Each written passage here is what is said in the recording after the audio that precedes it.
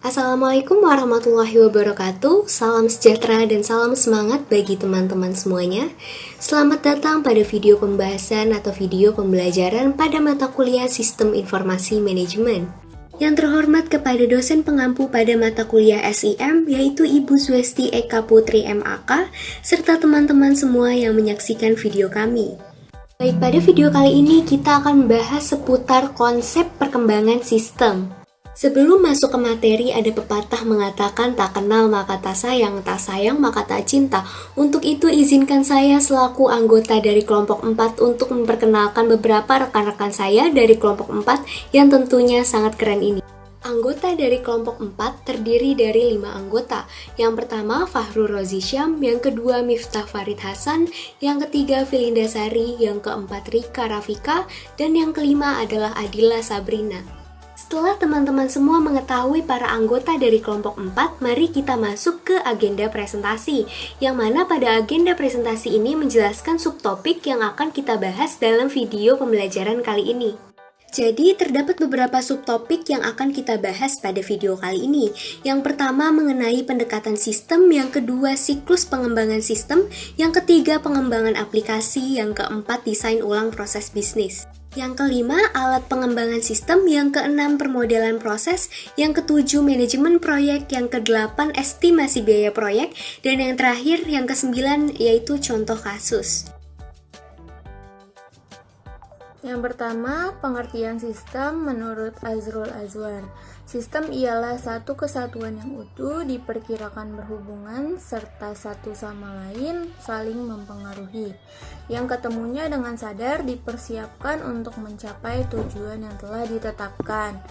Unsur-unsur atau komponen dasar dari sistem adalah: yang pertama ada input. Input ialah kumpulan elemen atau bagian yang terdapat dalam sistem dan yang diperlukan untuk dapat berfungsinya sistem tersebut. Yang kedua ada proses, ialah kumpulan elemen atau bagian yang berfungsi mengubah masalah menjadi keluaran yang direncanakan. Yang ketiga ada output, ialah kumpulan elemen atau bagian yang dihasilkan dari berlangsungnya proses dalam sistem. Dan yang terakhir ada feedback atau balikan, ialah kumpulan elemen atau bagian yang merupakan keluaran dari sistem dan sekaligus sebagai masukan bagi sistem tersebut. Selanjutnya, pendekatan sistem. Pendekatan sistem adalah prosedur langkah demi langkah yang digunakan dalam memecahkan masalah bisnis atau upaya untuk melakukan pemecahan masalah yang dilakukan dengan melihat masalah yang ada secara menyeluruh dan melakukan analisis secara sistem. Menurut James A. O'Brien, mempelajari masalah dan merumuskan sebuah pemecahan meliputi hubungan yang saling ketergantungan seperti berikut ini. Yang pertama, kenali dan definisikan sebuah masalah atau kesempatan menggunakan pemikiran sistem. Yang kedua, kembangkan dan tinjau pemecahan alternatif sistem. Yang ketiga, pilih pemecahan sistem yang sangat memenuhi persyaratan. Yang keempat, rancang pemecahan sistem yang sudah dipilih. Dan yang kelima, terapkan dan tinjau keberhasilan sistem rancangan. Selanjutnya, tahapan langkah-langkah pendekatan sistem. Tahap pertama yaitu upaya persiapan. Upaya persiapan dilakukan untuk menyiapkan manajer dalam memecahkan masalah dengan menyediakan sebuah orientasi sistem. Yang kedua, tahap kedua yaitu upaya pendefinisian. Upaya pendefinisian terdiri atas mengenali masalah yang hendak dipecahkan dan kemudian memahaminya. Dan yang ketiga yaitu upaya pemecahan. Upaya pemecahan meliputi pengenalan pemecahan cadangan, kemudian meninjaunya, selanjutnya memilih yang terbaik, dan yang terakhir menerapkan pemecahan tersebut dan memantaunya untuk memastikan bahwa masalah sudah terpecahkan. Computer Based Information System atau CIBS dapat digunakan sebagai sistem pendukung pengaplikasian pendekatan sistem. Contoh subsistem CIBS yang dapat digunakan yaitu Decision Support System atau DSS atau sistem pendukung keputusan.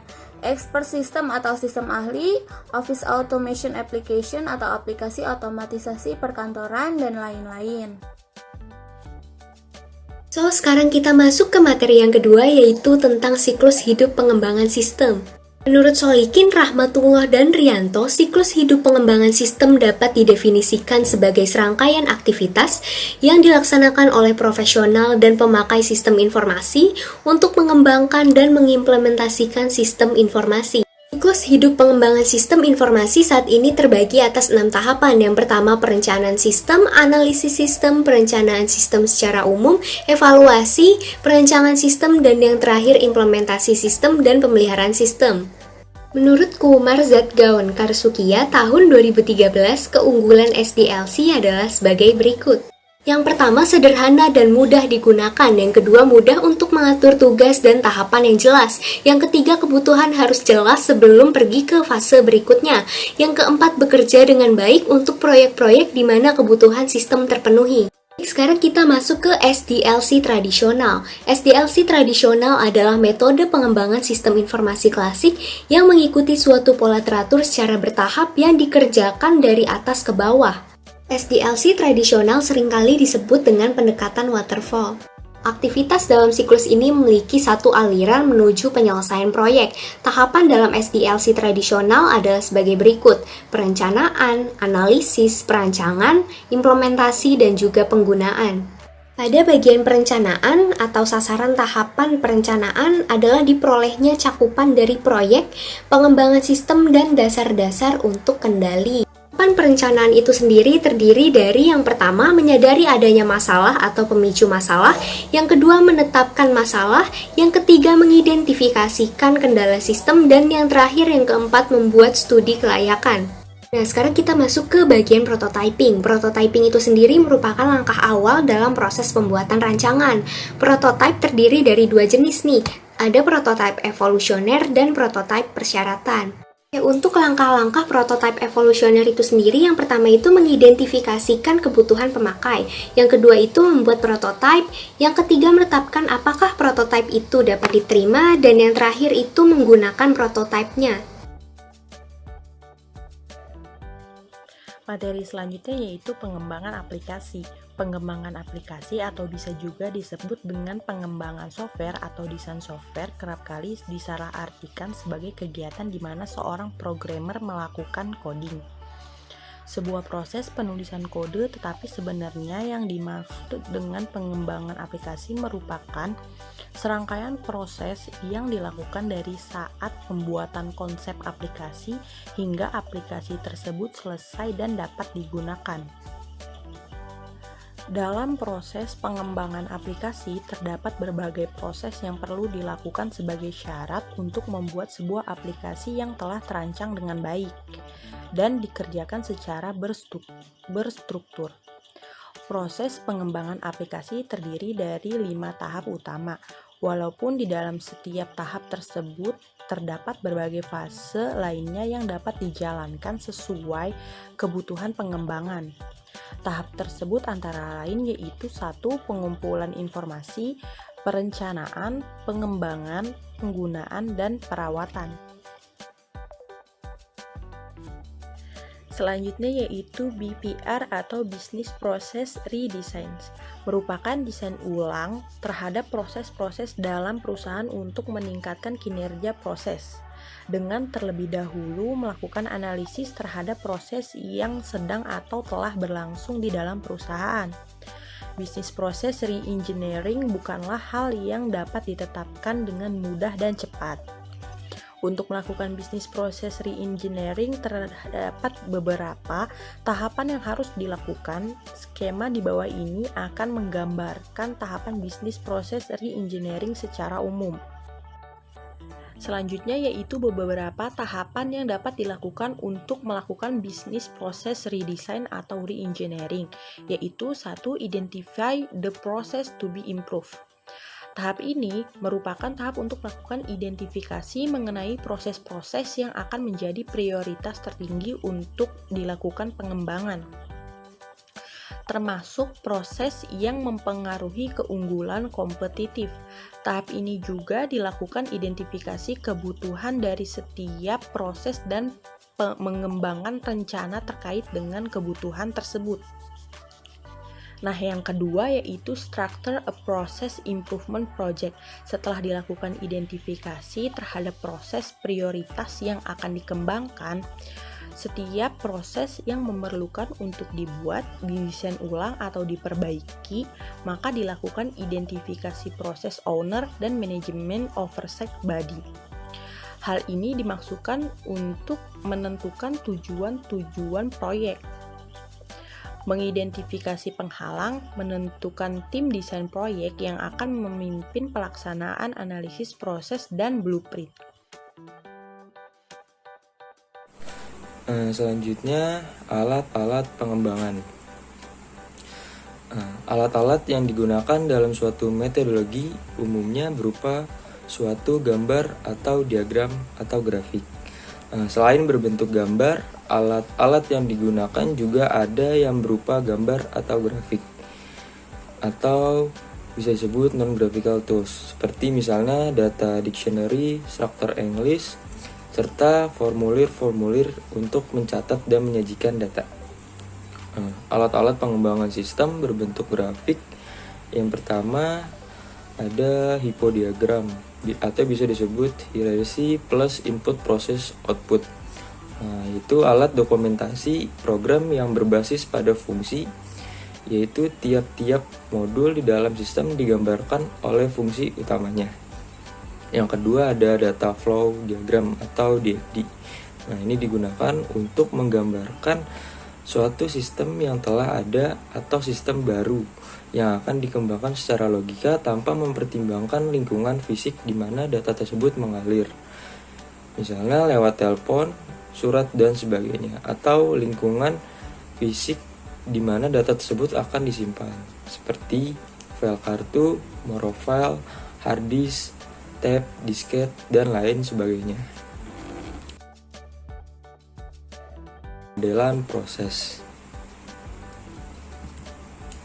Pemodelan proses menurut Elkhat, itu proses modeling adalah teknik mengelola dan mendokumentasikan struktur dan aliran data melalui proses sistem dan logika, kebijakan dan prosedur yang akan diimplementasikan oleh proses sistem.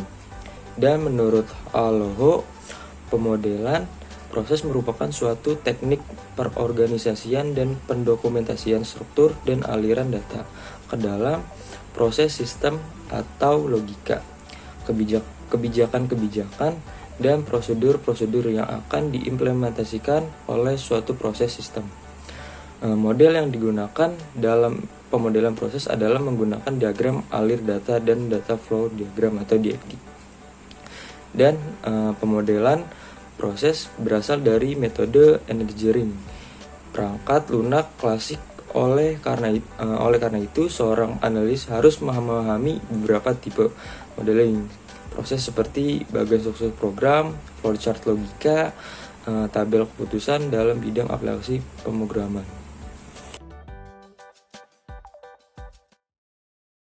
Materi selanjutnya adalah manajemen proyek. Manajemen proyek merupakan suatu usaha merencanakan, mengorganisasi, mengarahkan, mengkoordinasi, dan mengawasi kegiatan dalam proyek sedemikian rupa sehingga sesuai dengan jadwal waktu dan anggaran yang telah ditetapkan. Suatu pekerjaan rutin biasanya berlangsung secara kontinu, berulang-ulang, dan berorientasi ke proses. Sebagai suatu proses yang terus-menerus, pekerjaan yang rutin tidak dianggap suatu proyek. Perkiraan proyek sistem informasi. Sekarang biaya merupakan elemen yang paling penting dan mahal dalam mengembangkan sistem berbasis komputer. Perkiraan biaya yang salah atau kurang tepat dapat mengurangi keuntungan atau malah kerugian. Perkiraan biaya sistem informasi dan usaha tidak dapat dihitung dengan tepat karena banyak variabel. Variabelnya diantaranya adalah manusia, teknikal, dan lingkungan yang mempengaruhinya. Untuk mencapai perkiraan biaya dan usaha yang dapat diandalkan, digunakan pilihan sebagai berikut. Pertama, memperkirakan waktu yang paling lama dari pengerjaan proyek. Kedua, perkiraan berdasarkan pada proyek yang sama. Ketiga, menggunakan teknik dekomposis. Keempat, menggunakan satu atau lebih empiris. Memperkirakan waktu untuk menyelesaikan setiap kegiatan merupakan bagian yang paling sulit. Untuk itu butuh pengalaman dalam memperkirakan waktu yang diperlukan. Selanjutnya, estimasi biaya proyek. Estimasi biaya proyek. Ada 3 tipe estimasi biaya proyek. Yang pertama adalah Rough Order of Magnitude atau ROM. Yang kedua budgetary. Yang ketiga definitif. Kapan dilakukan? ROM dilakukan sangat awal dalam siklus hidup proyek, sekali 3-5 tahun sebelum proyek selesai. Kenapa dilakukan? Dilakukan karena memberikan perkiraan biaya kasar untuk memilih proyek. Tingkat akurasinya yaitu di antara minus 25% sampai 75%. Tipe yang kedua adalah budgetary. Kapan dilakukan? Yaitu pada awal 1-2 tahun. Kenapa dilakukan? Karena memasukkan uang ke dalam rencana budgeting. Tingkat akurasinya adalah minus 10% sampai plus 25%. Tipe yang ketiga adalah definitif. Kapan dilakukan? Akhir proyek, kurang dari 1 tahun menjelang akhir proyek. Kenapa dilakukan? Memberikan detail pemberian dan estimasi biaya aktual. Tingkat akurasinya adalah minus 5% sampai plus 10%. Berikut merupakan contoh studi kasus pengembangan sistem sidik jari atau fingerprint yang merupakan hasil pengembangan dari tapak jari yang sengaja diambil, dicapkan dengan tinta maupun bekas yang ditinggalkan pada benda menjadi suatu sistem.